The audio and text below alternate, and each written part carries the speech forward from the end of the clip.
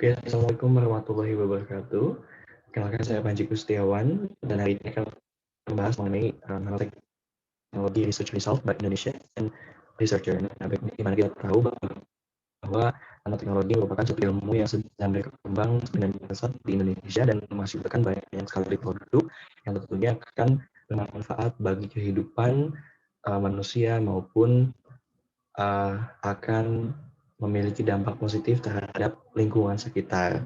Nah, di sini saya akan membahas mengenai salah satu research result atau hasil penelitian dari nanoteknologi, dari bidang nanoteknologi yang diteliti oleh para peneliti di Indonesia. Nah, sebelumnya saya akan memperkenalkan salah satu aktor atau salah satu peneliti yang bergerak di bidang nanoteknologi. Nah, beliau ini sudah sangat terkenal. Nah, beliau adalah Profesor Dr. Nurul Taufikur Rahman MA Engineering. Nah, beliau ini merupakan mahasiswa yang pernah studi di S1, S2, S3 di Kagoshima University di Jepang.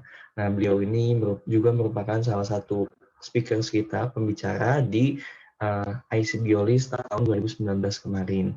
Nah, kemudian beliau ini juga merupakan salah satu founder di Nano Center Indonesia. Nah, beliau sekarang sedang bekerja di berbagai macam institusi yang ada di Indonesia. Tadi salah satunya adalah Nano Center Indonesia, kemudian sebelumnya beliau merupakan seorang peneliti di Lembaga Ilmu Pengetahuan Indonesia atau LIPI. Nah, sangat luar biasa sekali. Beliau ini menerima 30 paten yang dimana 30 paten itu semuanya adalah penelitian di bidang nanoteknologi.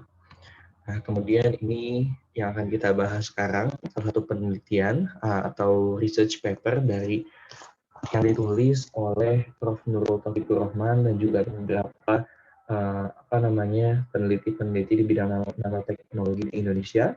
Salah satunya yaitu Bu Etik Marlianti, di peneliti di LIPI, kemudian ada Bu Endang, dan yang lainnya. Nah, untuk di sini saya akan bahas mengenai nanokitosan antimicrobial activity against Streptococcus mutans and Candida albicans dual species biofilms. Nah, latar belakang atau background dari penelitian ini yaitu banyaknya kasus-kasus mengenai karies gigi pada anak. Nah, nanopartikel kitosan memiliki spektrum antimikroba yang luas terhadap berbagai mikroorganisme patogen. Nah, namun pengaruhnya ini terhadap mikroorganisme terkait karies gigi seperti pada mikroorganisme Streptococcus mutans dan juga Candida albicans masih belum dieksplorasi. Nah, mikroorganisme ini diketahui menyebabkan karies gigi pada anak usia dini. Oleh karena itu, penelitian ini bertujuan untuk mengetahui kapasitas dari penghambatan nanokitosan terhadap biofilms, spesies ganda, Streptococcus mutans, dan juga Candida albicans. Nah, dalam studi ini, aktivitas mikroba nanokitosan dilaporkan terhadap spesies mono dan ganda biofilms, S mutans dan atau Candida albicans pada waktu inkubasi 3 jam dan 18 jam. Nah, daya hambat nanokitosan diamati melalui kuantitas massa biofilms dan viabilitas sel. Nah, lalu kemudian materials dan metode yang digunakan, pertama ada tentunya preparasi dari nanokitosan. Nanokitosan ini dibuat dengan gelasi optik, gelasi ionik dengan ikatan silang tripolifosfat atau TPP seperti dijelaskan sebelumnya dengan sedikit modifikasi. Nah, kemudian untuk mengkarakterisasi ukuran partikel rata-rata dan morfologi dari nanopartikel kitosan ini digunakan mikroskop elektron transmisi. Kemudian ada mikroorganisme preparasi atau preparasi mikroorganisme di mana Streptococcus mutans dan juga Candida albicans ini digunakan, dan kedua mikroorganisme tersebut dikultur dalam medium tryptic soil growth atau TSB. Kemudian diberi nutrisi 1% sukrosa untuk 18 jam di suhu 37, derajat Celcius. Nah, kemudian dilanjutkan dengan proses saliva coating, di mana unstimulated saliva dari pasien sehat atau orang sehat, maaf, ini dikoleksi dan lalu disentrifugasi. Nah, kemudian total protein concentration dari saliva ini diukur menggunakan kubik protein assay kit dan diluted using PBS. Kemudian unattached salivary protein on each well was removed. Kemudian dilanjutkan dengan biofilm formation, lalu biofilm mass quantification, dan juga analisis dari viability of Streptococcus mutans dan juga Candida albicans. Nah, kemudian bagaimana sih results-nya atau hasilnya?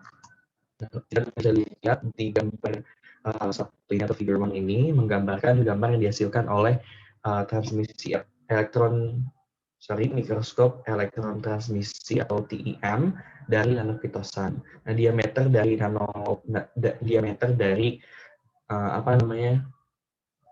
nanosfer kitosan hasil sintesis ini berkisar antara 20 dan 30 nanometer.